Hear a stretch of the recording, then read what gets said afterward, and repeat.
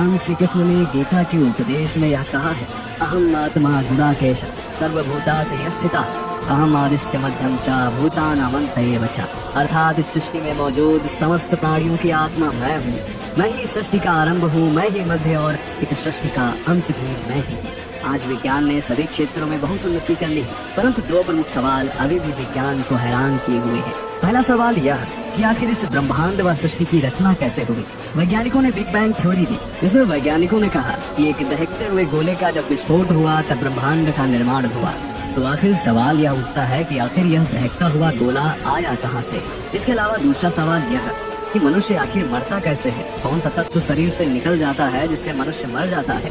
मरे हुए मनुष्य को आधुनिक विज्ञान क्यों नहीं जिंदा कर पाता। कहा जाता है कि जहाँ पर विज्ञान काम करना बंद कर देता है वहीं से ईश्वरीय सत्ता शुरू हो जाती है। और इसीलिए तमाम वैज्ञानिक यह भी खोजने में लगे हुए हैं कि ब्रह्मांड को बनाने वाला ईश्वर है तो है कहाँ। कुछ लोग मानते हैं कि ईश्वर ने ब्रह्मांड या सृष्टि को 6 दिन में रचा और 7वें दिन आराम किया। उसने सबसे पहले मानव को रचा और उसी की पसली से स्त्री को रचा। लेकिन क्या यह कहानी सच है? इस कहानी को ना तो हिंदू धर्म ग्रंथ स्वीकार करते हैं और न ही आधुनिक विज्ञान। वेदों में सृष्टि रचना को बेहद वैज्ञानिक ढंग से समझाया गया है। इसलिए वेदों पर ही रिसर्च करके आधुनिक विज्ञान ब्रह्मांड उत्पत्ति के सिद्धांत के काफी नजदीक पहुँच गया है। आधुनिक युग में लोग कहानी से ज्यादा वैज्ञानिक तथ्यों पर विश्वास करते हैं। अभी पिछले साल ही अमेरिकन अंतरिक्ष एजेंसी नासा ने हबल टेलीस्कोप की मदद से ब्रह्मांड की एक तस्वीर खींची थी और यह तस्वीर जब दुनिया के सामने आई तो हर कोई भौचक्का रह गया। आखिर कैसी है यह तस्वीर और क्यों हर कोई चौंक गया इसे देखकर, जिसकी पूरी दुनिया में चर्चा है। सब जानेंगे आज के इस वीडियो के कमेंट में। जय श्री हरि अवश्य लिखें। मित्रों, हम सभी या तो जानते ही हैं कि नासा एजेंसी लगातार ब्रह्मांड पर नजर बनाए हुए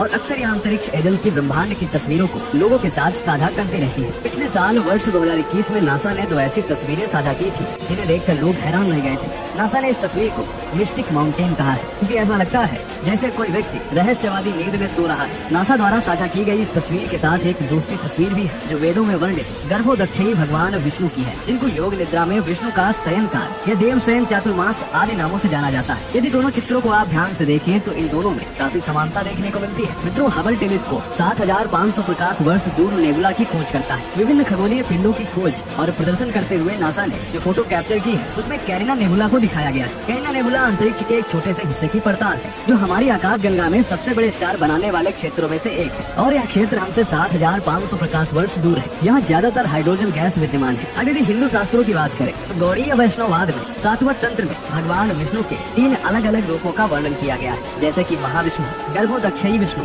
और क्षीरोदक्षयी विष्णु। ब्रह्मांड और इसके निवासियों की उत्पत्ति, पालन और प्रलय में प्रत्येक रूप की अलग अलग भूमिका है। महाविष्णु कर्णोदक पर विराजमान है, यही संसार का बीज डालते हैं। यही विष्णु अग्नि, जल, वायु, धरती व आकाश तथा मन व अहंकार को उत्पन्न करते हैं। महामाया द्वारा रचित समस्त ब्रह्मांड की आत्मा के रूप में वह 1000 नेत्र तथा 1000 भुजाओं के साथ दृष्टिगोचर है। ऋग्वेद के पुरुष सूक्त में इसी रूप के विषय में लिखा हुआ है, सहस्त्र शीर्षा पुरुषा सहस्त्राक्षा सहस्त्रपात सभूमिग्वम सर्वतः स्मृत्वा तिष्ठत सांकुला। दूसरा रूप है गर्भोदक्षयी विष्णु का, जो महामाया द्वारा रचित उन सभी ब्रह्मांडों में आत्म विष्णु के रूप में प्रवेश करते हैं। तो सभी ब्रह्मांडों में आत्माओं की आत्मा है। यही बात भगवान श्री कृष्ण ने गीता में भी कही है, जिसे हम वीडियो की शुरुआत में बता चुके हैं। इन्हीं विष्णु की नाभि कमल से ब्रह्मा जी की उत्पत्ति होती है और इसी स्वरूप की कल्पना चातुर्मास या देव शयन काल नाम से विख्यात है। तीसरा रूप है क्षीरोदक्षयी विष्णु का। प्रत्येक ब्रह्मांड में जीवित शरीरों में उनकी आत्मा के रूप में क्षीरोदक्षयी विष्णु ही निवास करते हैं। जब हम कहते हैं कि कण कण में हर एक शरीर में भगवान है तो असल में हम क्षीरोदक्षयी विष्णु की ही बात करते हैं। श्री हरि विष्णु,